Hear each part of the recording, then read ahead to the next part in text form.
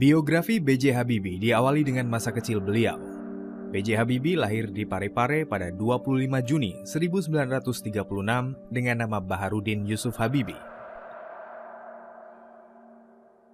Ayahnya bernama Alwi Abdul Jalil Habibie, adalah seorang ahli pertanian dan berasal dari Gorontalo. Sedangkan sang ibu bernama R.A. Tuti Marini Puspowardoyo, adalah seorang spesialis mata yang berasal dari Yogyakarta. Habibie adalah anak keempat dari total 8 bersaudara. Habibie juga tumbuh dalam keluarga religius, di mana ayah beliau seringkali membacakan ayat suci Al-Quran semenjak beliau kecil. Habibie menyatakan jika ayat suci yang dibacakan ayahnya selalu mampu membuat dirinya tenang. Tak heran jika sang ayah pun kerap membacakan ayat Al-Quran untuknya sampai 2 juz.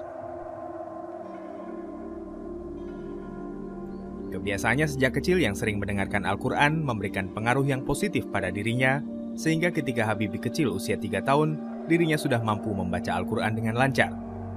Sejak kecil memang Habibie sudah dikenal sebagai anak yang cerdas. Memasuki usia sekolah, otak Habibie pun kian cerdas. Namun sedihnya dirinya harus ditinggalkan sang ayah ketika usianya masih sangat muda, yaitu 14 tahun. Sang ayah meninggal lantaran serangan jantung. Karena ayahnya selaku kepala keluarga meninggal, maka sang ibulah yang menggantikan peran dan berjuang secara ekstra untuk bisa menanggung biaya hidup seluruh anggota keluarga. Pada akhirnya, sang ibu memutuskan menjual rumah lalu pindah ke Bandung. Habibie muda pun menempuh pendidikannya di SMAK Dago, lalu melanjutkan kuliah di ITB yang saat itu bernama Universitas Indonesia Bandung dengan jurusan Teknik Mesin.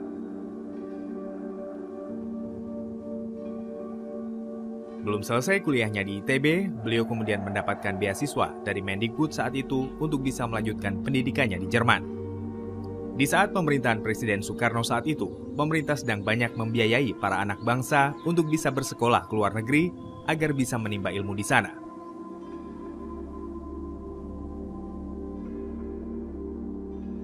Di antara ratusan pelajar, Habibie saat itu masuk ke rombongan kedua yang khusus dikirim ke negara luar.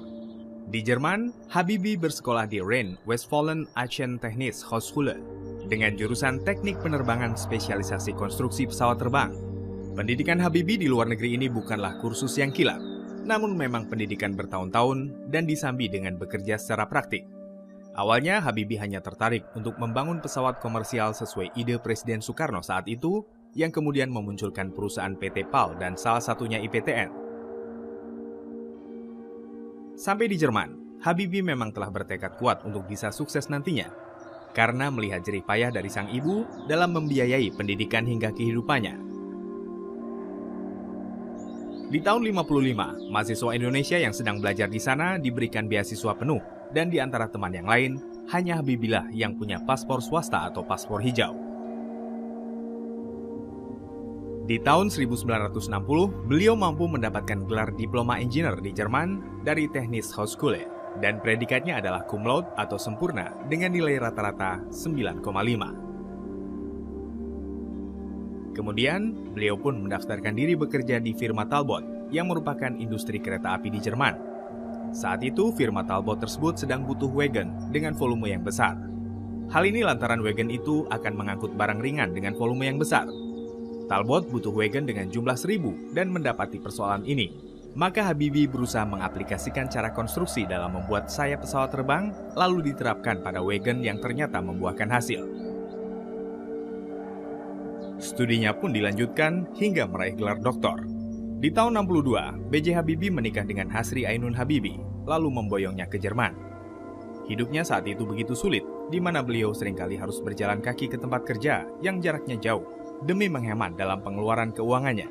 Selain itu, Habibie pun harus pulang malam, padahal tetap harus belajar untuk studinya. Karena kecerdasan beliau menemukan rumus faktor Habibie. Rumus yang satu ini dapat menghitung keretakan hingga ke atom pesawat terbang sekalipun, sehingga beliau diberi julukan Mr. Crack.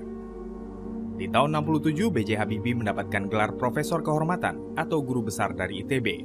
Selain itu, dari ITB juga menganugerahkan penghargaan tertinggi, yakni Ganesha Prajamanggala.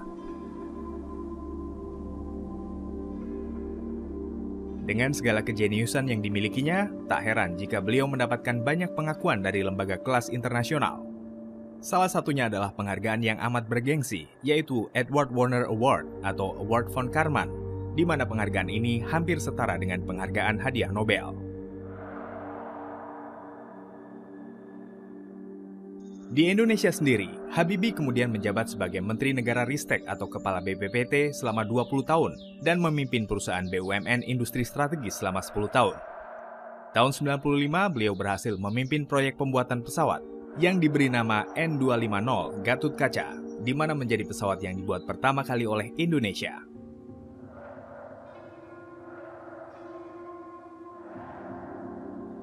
Pesawat yang diciptakannya itu sudah bisa dibilang mampu terbang tanpa oleng berlebihan dengan teknologi canggih dan terdepan kala itu, dan bahkan sudah dipersiapkan untuk bisa 30 tahun ke depan. Untuk melengkapi desain awalnya saja, B.J. Habibie butuh waktu selama 5 tahun. Pesawat ini juga menjadi satu-satunya pesawat turboprop di dunia, di mana menggunakan teknologi fly-by-wire.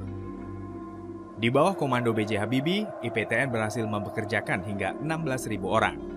Namun sialnya, ketika IPTN sedang berjaya, justru Presiden Soeharto memerintahkan penutupan IPTN beserta industri strategis lain karena alasan krisis moneter di tahun 96-98. Akhirnya, sebanyak 16.000 karyawan IPTN pun menyebar secara terpaksa ke pabrik pesawat di negara lain demi mencari rizki di wilayah Brasil, Kanada, Eropa, hingga Amerika. Parahnya lagi, justru Indonesia yang membeli pesawat dari negara-negara tersebut. Sungguh disesalkan. Pada tanggal 14 Maret 98, untuk mendampingi Presiden Soeharto, B.J. Habibie diangkat menjadi wakil presiden. Namun, pasca pengunduran Presiden Soeharto pada 21 Mei 98, B.J. Habibie secara otomatis menjadi Presiden Indonesia. Sesibuk apapun beliau, bahkan di masa tersibuknya menjadi presiden periode 98-99, beliau selalu menyempatkan berenang selama 1 jam setiap harinya. Bahkan ketika lebih muda dulu, Pak Habibie bisa berenang sampai 3 jam non-stop. Tidak ada telepon atau apapun saat berenang, ini membuat saya lebih tenang dan peredaran darah saya jadi bagus. Kalau dulu sambil berenang, saya biasanya berpikir tentang masalah yang sedang dihadapi. Setelah selesai, saya akan menuliskan hal-hal yang saya pikirkan tadi. Tapi kalau sekarang, saya biasanya berenang sambil berdoa, cerita Pak Habibie pada media.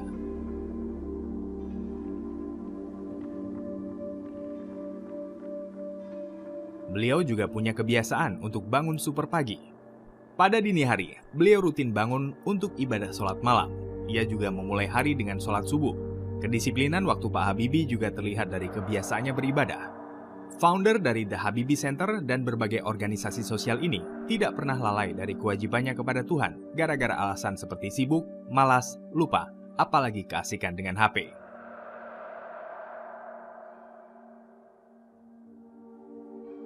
Sejak kecil, Pak Habibie hobi membaca dan mencari tahu tentang segala hal. Jika sang adik Fani hobi bermain di luar rumah, Rudi kecil malah asik berkutat dengan bacaannya di kamar. Dalam sehari, beliau bisa membaca dan menulis selama 7,5 jam. Beliau mengaku cuma butuh waktu tidur 4 jam, sementara 20 jam sisanya, panca inderanya digunakan untuk menyerap lingkungan sekitar dan bertanya-tanya. Itulah kisah sang visioner B.J. Habibie.